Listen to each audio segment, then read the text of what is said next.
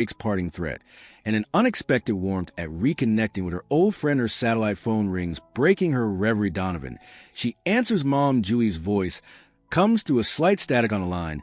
I got your message about the delivery to Wellington tomorrow. Are you really coming? Maggie smiles at the sound of her daughter's voice. Wouldn't miss. It should arrive around 9 in the morning. That's great. I can show you around the medical center before my shift starts at noon. Looking forward to it, Maggie says, deciding not to mention her roadside adventure. How's the placement going? As Julie describes her experiences as a nursing student at Wellington Medical Center, Maggie watches the Silver Eagles riding ahead of her truck there. Tail lights like red stars against the darkening road. Mom, you still there? Julie asks after Maggie falls silent. Sorry, honey. Just concentrating on the road. Mountain. Driving at night. Be careful. Okay, I'll see you tomorrow. Love you too, Maggie replies, ending the call at the county line.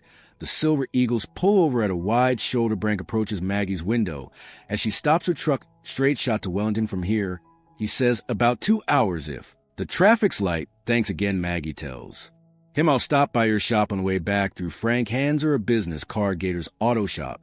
We just off Main Street in Riverdale. Can't miss it. Maggie takes the card, though she still has this old one. I meant what I said back there. I'm not looking for trouble.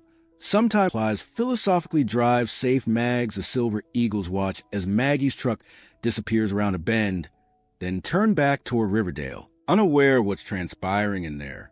Wake. Maggie focuses on the road ahead. The highway descends from the mountains toward Wellington, a mid-sized city nestled in the valley below. Lights twinkle in the distance, marking civilization. After miles of wilderness, Maggie's delivery goes smoothly. A pre-dawn drop-off at Wellington Medical Center supply warehouse. The night soup and Maggie helps unload the precious cargo. Her movements efficient despite asks, noticing the shadows under her eyes. You could say that Maggie replies with a tired smile.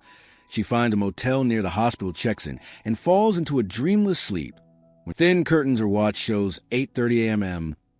Time to shower and meet Julie. 40 minutes later, Maggie waits outside the medical center's main entrance, a small gift bag in hand. When Julie emerges from the sliding doors, her face lights up. Mom.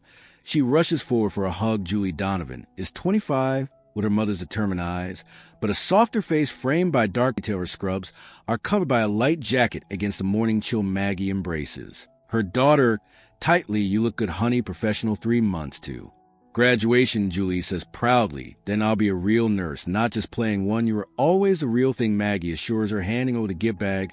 Just a little something I picked up at that boutique you liked in Denver. Inside is a delicate silver necklace with a small pendant shaped like a caduceus, the symbol of medicine. It's beautiful, Mom, Julie says, immediately putting it on. Thank you. Figured you could wear it at your graduation. Speaking of which, I've arranged to be off the road that entire week, and May wild horses couldn't keep me away. They spend the morning together. Julie proud, showing her mother around the medical center where she's completing her final clinical placement. Maggie listens, attentively asking questions, and clearly impressed by her daughter's knowledge and confidence. Dr. Park has been an amazing mentor, Julie explains as they walk through a corridor.